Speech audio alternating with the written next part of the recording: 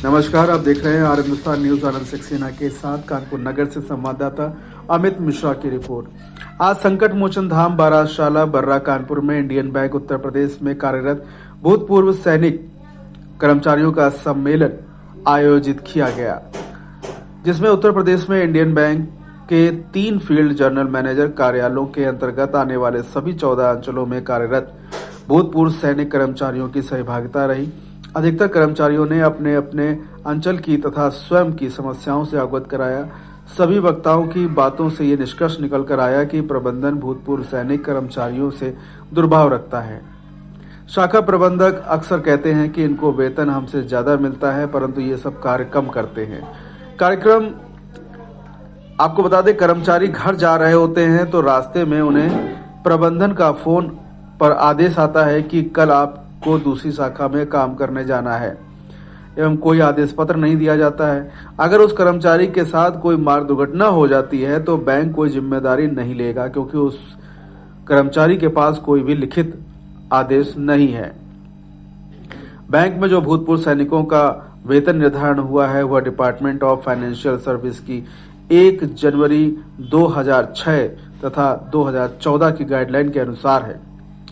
किंतु Indian bank मनमाने तरीके से भूतपूर्व सैनिकों से वेतन की वसूली कर रहा है, जो कि पूर्णतः अनुचित है। और ये माननीय उच्चतम न्यायालय के निर्णय पंजाब वर्सेस रफीक मसीह दिनांक 18 दिसंबर 2014 व मुकुंद कुमार पई वर्सेस पंजाब नेशनल बैंक 30 जुलाई 2025 के निर्णय का पूर्णतः उल्लंघन है। सभा की अध्यक्षता आगरा से आए साथी तुलसीराम ने किया।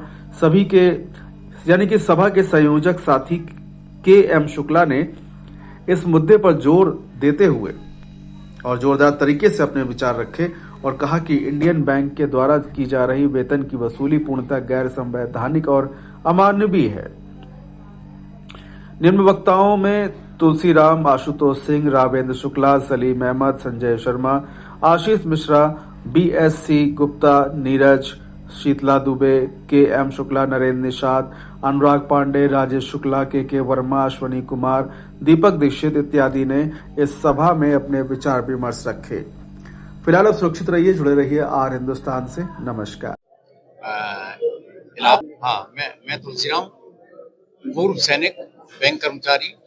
आज ही हमारा जो सम्मेलन हो रहा है कि जितने भी भारतीय सेना, तीनों सेनाओं से रिटायर्ड कर्मचारी हैं, सेवारत हैं, उनकी समस्याओं को लेकर के एक ऐसा हमारा वो ग्रुप बनाया जा रहा है, हमने बनाया है। ये जो बोर्ड पे हमारे पे दिखाई दे रहा है, हमने गठित किया है, वेलफेयर कमेटी गठित की है। वो ये है कि हम सेना से रिटायर होने के बाद में जब आते हैं तो बैंक द्वारा जो माननीय मिनिस्ट्री ऑफ फाइनेंस की जो गाइडलाइंस है उनको पालन नहीं किया जाता है। हमारी तनख्वाह में अनाप शनाप कटौती की जाती है, जो बिना किसी उसके मतलब rule of law, land of law के खिलाफ होती है। अच्छा, उसके बाद में हमारी जो ट्रांसफर पॉलिसी है उसमें आप देखेंगे कभी भी मतलब बात आती है तो हम जैसे आगरा के रहने वाले हैं, हमारा ट्रांसफर लखीमपुर किया जाता है, जबकि हम वहाँ 20-25 साल अपनी सेवाएं देके आते हैं। हमारे बच्चे जब पढ़ने लायक होते हैं तो हमें ये लगता है कि हमारा पोस्टिंग ट्रांसफर नियर बाई करना चाहिए। हम नहीं अपने स्टेशन पर ट्रांसफर मांग रहे हैं, लेकिन नियर बाई करना चाहिए।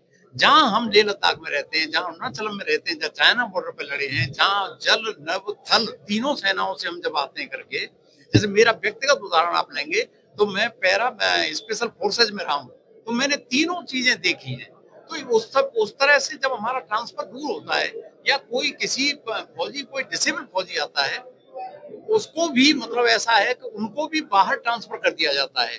तो हमारा बैंक के सामने यही एक मुद्दा है कि मिनिस्ट्री ऑफ फाइनेंस की गाइडलाइंस को पूरा किया जाए और हमें जो सुविधा वहां से फाइनेंस मिनिस्ट्री से दी जाती है उनका पालन परिपालन पूर्ण रूप से किया जाना चाहिए। पेंशन आयोग का था, तो ये दोनों अभी आपकी कहाँ तक पहुंची? वो ये 8वां वेतन आयोग तो हमारा मतलब ये है, इस समय अंडर प्रोसेस है।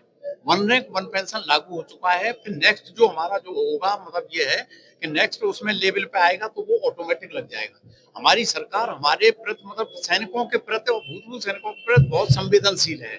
सरकार से हमें कोई वो नहीं है, हमें सिर्फ जो इंडियन बैंक का मैनेजमेंट है वो जिस हिसाब से अगेंस्ट रूल ऑफ लॉ जा रहा है उसकी शिकायत है।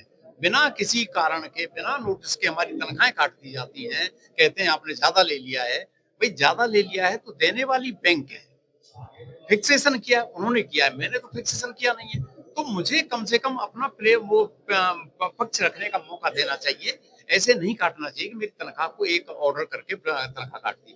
दूसरा, ट्रांसफर पोस्टिंग में ट्रांसपेरेंसी ये होनी चाहिए, भूतपूर्व सैनिकों को नियर बाई जिले में रखना चाहिए। हमारा ये है कि भर्ती होते हैं तो उनकी मतलब ये है कि आप देखिए बच्चे पढ़ने लायक हैं, उनकी फैमिली रह रही है दूसरी जगह पे, भाई पेरेंट्स है नहीं, तो इस ऐसी जगह पे रिमोट एरिया में कर दिया जाता है। लखीमपुर में दूर रिमोट एरिया में कर दिया उसका, न तो वहाँ मेडिकल की सुविधा है। हम 50 साल में आते हैं, 40 साल में वहां से रिटायर आते हैं, तो मेडिकल की सुविधा भी चाहिए, हमें बच्चों को पढ़ाने की सुविधाएं चाहिए। तो हमारा जो बैकग्राउंड है, हमारा जो कैरियर, देश सेवा जो हमने की है, वो हमें कभी किसी लेवल पे ये लगता है कि हमारा मैनेजमेंट हमारा उत्पीड़न कर रहा है। तो उत्पीड़न से रोकने के लिए हमारा एक ये संगठन गठित हुआ है यहाँ पे।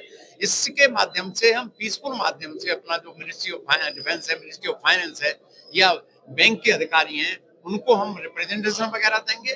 अगर वो नहीं माना जाएगा तो पीसफुल हम लोग मतलब धरना प्रदर्शन भी करने को। जैसे हर जी कल्याण बोर्ड होता है, तो उससे आपको क्या कुछ मदद नहीं मिलती? ये सैनिक कल्याण बोर्ड एक्चुअल में वो होता है, स्टेट लेवल का होता है।